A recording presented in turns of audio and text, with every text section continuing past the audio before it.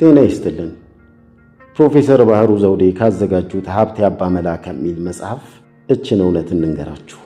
ፊት አውራሪ ሀብተ ጊዮርጊስ ዲነግዴና እንግሊዞች በደቡብ ኢትዮጵያ ስለነበረው የድንበር ውዝግብ የሚለውን መርጠን እንደሚከተለው አቅርበነዋል። ቻናሉን ሰብስክራይብ በማድረግ ያበረታቱን። ሐሳቡን ኮሜንቱ ላይ ግለጹት።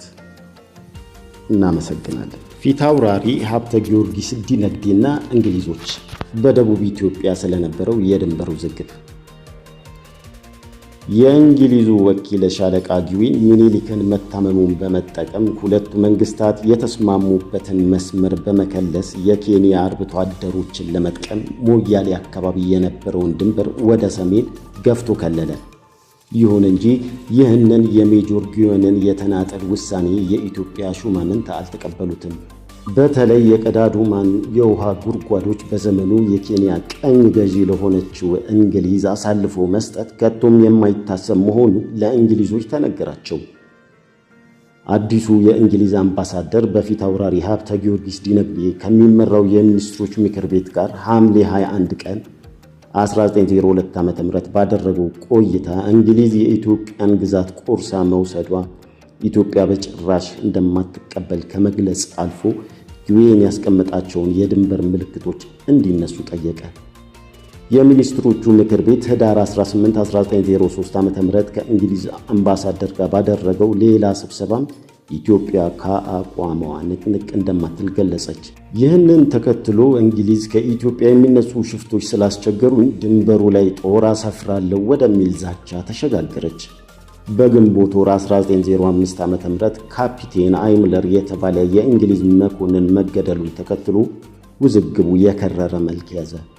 ይህንንም ማስታከው እንግሊዞች የኢትዮጵያ መንግስት 300,000 ማርትሬዛ ካሳ በመክፈል የጊዌንን ድንበር መስመር እንዲቀበሉ ወተወቱ።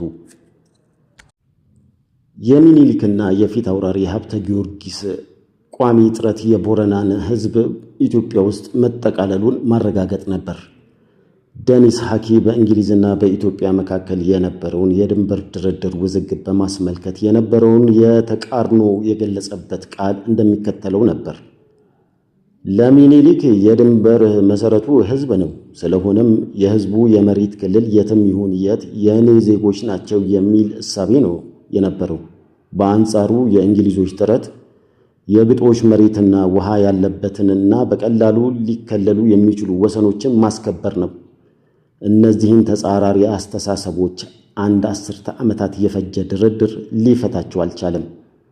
እንግሊዞች ኢትዮጵያን ለመያዝ የነበራቸውን ዓላማ ለማሳካት በኬንያ በኩል አርብቶ አደሮችን ወደ ኢትዮጵያ በማስገባት በየጊዜው ግጭቶችን ሲቀሰቅሱ የነበረ ሲሆን ከእነዚህ ግጭቶች ጋር በተያያዘ በደቡብ ኢትዮጵያ ጠረፍ ጠባቂዎች አንድ ታዋቂ የእንግሊዝ ኮሎኔል ተገደለ።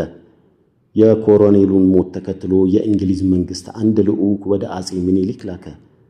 ልዑኩ በኬንያ ድርቅ መግባቱን በመግለጽ ኢትዮጵያ ለምለም ስለሆነች ለወዳጅነት ሳርና ዥረት ያለበትን ግዛት እንድሰጣቸው፣ ለኮሎኔሉም ግድያ ካሳ እንዲከፈልና የኬንያ አርብቶ አደሮች ለግጦሽ ወደ ኢትዮጵያ ሲገቡ የሚፈጸምባቸውን ዝርፊያ እንዲቆም በመጠየቅ የመጣበትን ምክንያት ለሚኒሊክ አስረዳ። አጼ ሚኒሊክም የመጣችሁበት ጉዳይ ገብቶናል፣ የሚበጀውን ሁሉ ሀብተ ጊዮርጊስ ያስታውቋችኋልና ወደ ሀብተ ጊዮርጊስ ሂዱ በማለት ልዑኩን ወደ ፊት አውራሪ ሀብተ ጊዮርጊስ ዲነግዴ ላኩት። ፊት አውራሪውም የእንግሊዝን ልዑክ ተቀብለው በማነጋገር ያቀረቡትን ጥያቄ በሙሉ እንደሚቀበሉ ሲገልጡ መልእክተኛው ከደስታ ብዛት ቁጭ ብድግ እያለ ምስጋና ቀረበላቸው።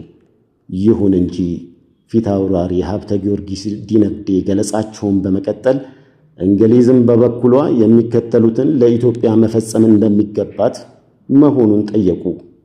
አንደኛ፣ የኢትዮጵያን መሬት ቆርሰን እንድንሰጣችሁ ከፈለጋችሁ እናንተም በበኩላችሁ የእንግሊዝን ምድር ኢንግላንድን አስረክቡን።